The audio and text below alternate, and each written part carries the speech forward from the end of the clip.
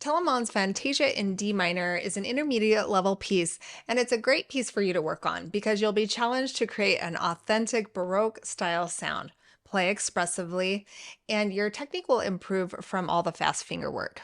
In today's video, I'll guide you step by step in learning this piece. I'll teach you how to practice it and master it. We'll talk about rhythm and articulation, how to get that detached Baroque sound, and play expressively and fast and clean.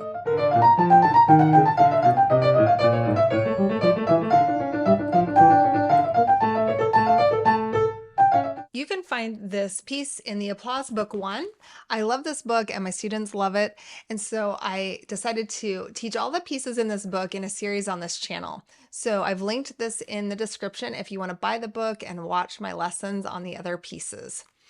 As always, I've included timestamps in the description below so that you can jump ahead or revisit sections. In Baroque keyboard music, the Fantasia is a free-form improvisational sounding piece, and it usually has fast technical passages paired with slower, more melodic sections. In the Applause Book, the tempo is marked presto, which means very fast and lively, and there's an adagio section later in the piece, which is adagio means to play slow and graceful. It's slower than andante, but faster than lento. The time signature in this public domain edition on your screen doesn't make any sense. It's a 4/4, doesn't make sense. So it should be a 4/2 like it is in the Applause Book. So 2 on the bottom means that the half note gets 1 beat. So all the note values are cut in half from what they would be in a typical 4/4 time signature. So half notes are getting 1 beat, quarters are getting a half, and eighth notes are getting a quarter of a beat. You're going to see a few whole notes in this piece, and they will get 2 beats. And in the adagio section, the time signature changes to a 3/2, and there's a dotted whole note, and this gets 3 beats. So I recommend counting this in and, so you're counting for the quarter note.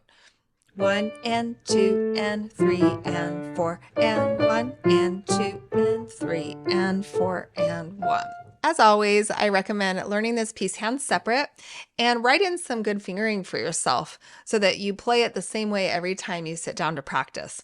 Unfortunately, there's no fingering in the Applause Book or the public domain IMSLP editions. So I created a free PDF for you linked in the description, and it has my fingering suggestions and pedal markings. Try to count out loud as you practice hands separate, even on the first day, so that you're learning the rhythm correctly, and be really careful about the rest. So I'm going to play this at a medium tempo, but you should start slower than this. 1 and 2 and 3 and 4 and 1 and 2 and 3 and 4 and 1 and 2 and 3 and 4 and most students ignore the rests, but it's important to get silence exactly where those rests are marked. In bar 6, you'll see a quarter rest, and that tells us when to let go of that half note. 1 and 2 and 3 and 4 and 1 and 2 and 3 and 4 and. The time signature changes to 3/2 in the adagio section. The note values remain the same as in the presto section, so I recommend continuing to count for quarter notes. So 1 and 2 and 3 and 1 and 2 and 3 and 1 and 2 and 3 and 1 and 2 and 3 and. You may struggle with this 4/2 time signature. Instead, try an 8/4 time signature and count 8 beats per measure.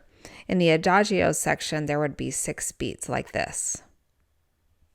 Because this piece was composed during the Baroque period, you want to play mostly detached. So at bars 1 through 7, I'm not connecting any notes.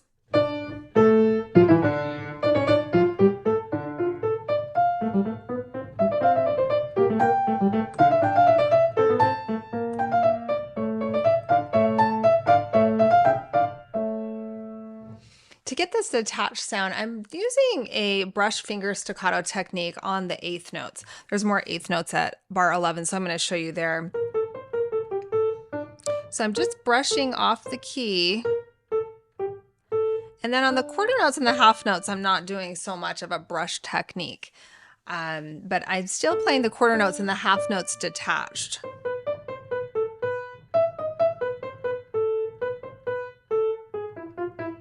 So there's no wrist movement on the finger brush staccato. It's just all fingers, and it might feel a little difficult at first, but with practice you'll get better at it, and it's actually easier to do that technique fast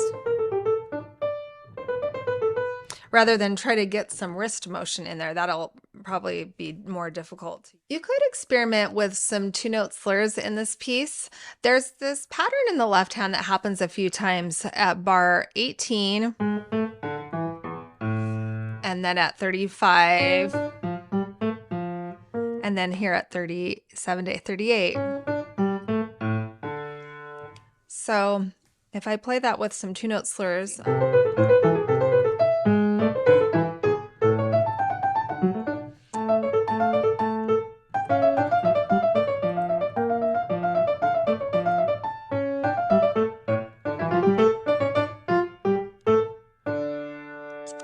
so adding some two-note slurs there adds some articulation variety to this piece, and it also helps the listener notice that musical pattern. Another place you could do some two-note slurs is at bars 32 and 33 because of these left hand thirds. So, whoops.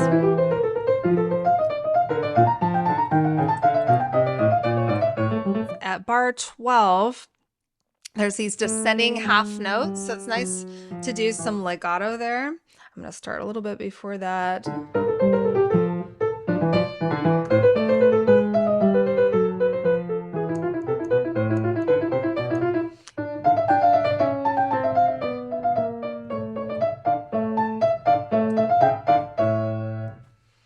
And I would do a little bit of legato in the adagio section and some light pedal too to help with the mood change. So I'm going to tap the pedal, tap, tap, tap. So I'm not connecting the pedal and doing full pedal. I'm just tapping it and then coming off so that there's still separation between the notes. And 2 and 3 and 1 and 2 and 3 and.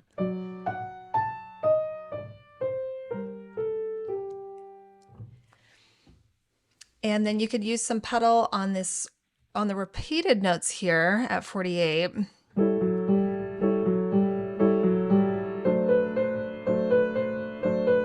So I'm going down, up, down, up, down, down, up, down.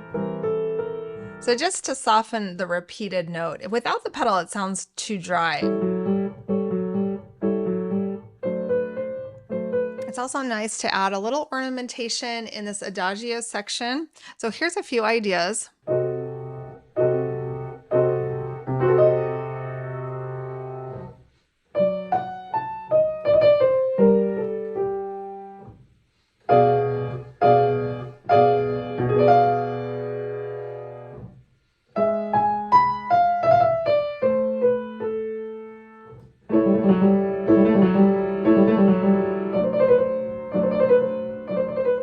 So I'm doing the trill on the number, and then the quarter note comes in on the and. 1 and 2 and 3 and 1 and 2 and 3 and.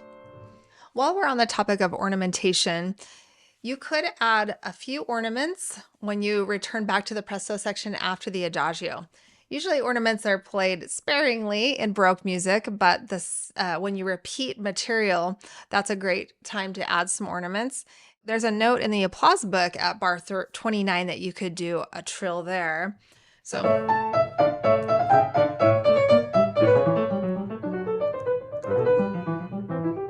what I'm doing is, it's marked to do a full trill, but that's pretty difficult to do. So you could do a simplified trill, more like a turn.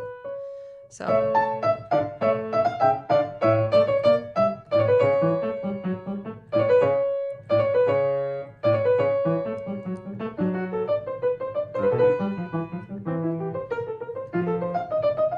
Now I'd like to help you with a few really difficult places in this piece. Bar 15 is difficult because of the fast eighth notes in the left hand and you're using your weak pinky finger a lot in the left hand. So practice the left hand separately a lot and just be conscious to stay relaxed as you practice that left hand. You may not be able to do the brush finger staccato very well on this. So, experiment maybe playing a little more connected. I can do it easier when I play it faster. You could also practice some rhythms, long, quick, and quick, long, and long, quick, quick, quick. Rhythms always help. And another place that's difficult is bars 32 to 33 because both hands have a lot going on and they're both shifting into different positions. So make sure you have some good fingering written in here and make sure it feels comfortable when you play it hands separate and hands together. The fingering feels comfortable. So I choose fingering to avoid thumbs and pinkies on the black keys. So I'm using 3 here, 2, 1, 3, 1, 2, 3. I'll do that again. 3, 2, 1, 3, 2, 1, 3, 1, 2, 3. Go under. And left hand, 1, 3, 2, 4, 1, 3, 2, 4, 2, 4. And the fingering I'm using helps you shift down into that new position. One of the problems you may experience with this piece is your hands and wrists tensing up. And tension usually happens because you don't know the notes that well and you're trying to push too fast too soon. So be patient with yourself and really get to know the notes well, and be conscious about maintaining relaxed wrists and hands as you're practicing at slow and medium. Make sure you're sitting high enough on the bench. I usually sit on a pillow when I'm practicing this piece. And that just helps with the finger brush staccato. It feels easier and it helps me to stay more relaxed and keep my shoulders down. Once you can play this piece slow, clean, then I recommend working up the speed with the metronome. And I recommend using the metronome because it'll help you to play more evenly and maintain a steady tempo. A good starting point would be 100 for quarter notes. So 1 and 2 and 3 and 4 and 1 and 2 and 3 and 4 and. And once you can play it perfectly at that number, just gradually move it up by 4s, but make sure you can play it perfectly at each number before you move it up. And then you want to eventually shift over to moving the metronome ticking for half notes. So 4 beats per measure. 1 and 2 and 3 and 4 and 1 and 2 and 3 and 4 and. That was 60.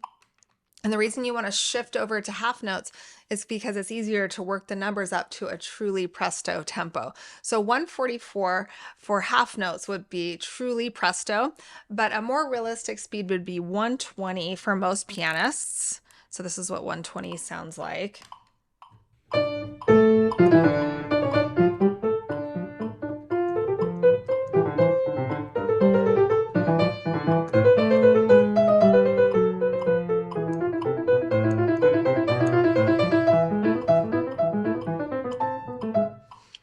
Pretty fast at 120. If you feel like you just can't play this fast, it doesn't mean that you can't practice this piece. You can benefit so much from this piece, even if you only get it to 80 or 88.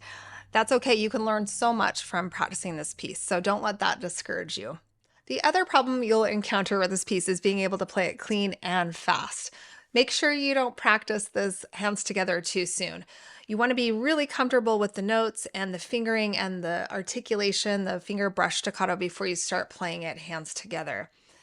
And like I always say, break your piece up into sections and make sure you can play each section perfectly several times in a row before you move on to the next section. So usually no more than 2 or 3 lines is a good section, and preferably at the phrase endings.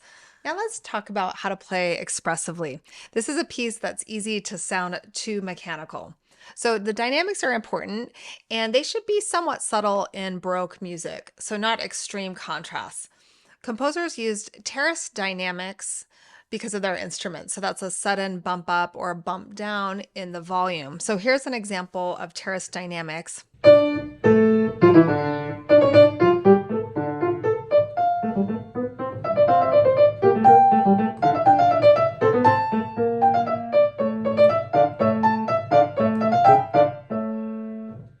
The other thing to be thinking about when you're playing this piece is that it's a contrapuntal work, so both hands have melody and interesting parts. So here, the right hand is interesting.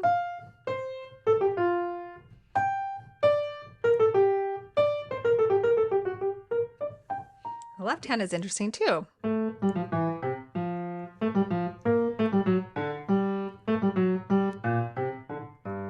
So you want to make sure that you're voicing both of the hands.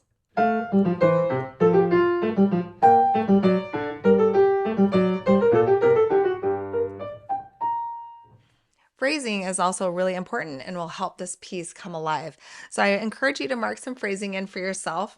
There's this repeating theme throughout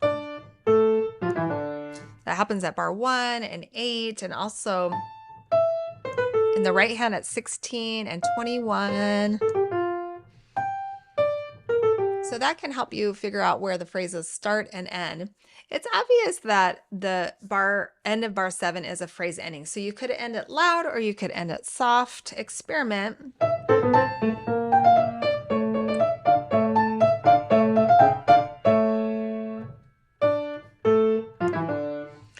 You could also end it soft.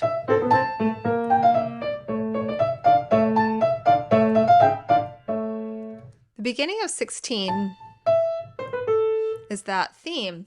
So it's a little more difficult to do a phrase ending at bar 15, but what I do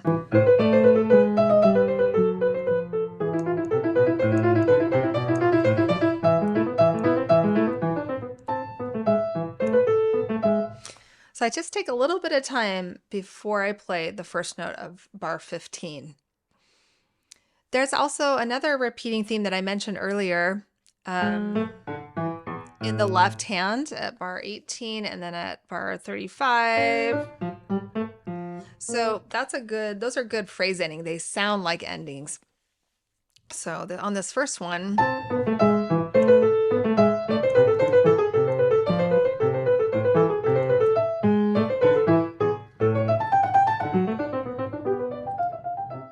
me know in the comments what you think about this piece. Are there specific areas that you're really struggling with? And I hope you'll check out this playlist of mine that includes full lessons on other pieces in this book. Thanks for being here today.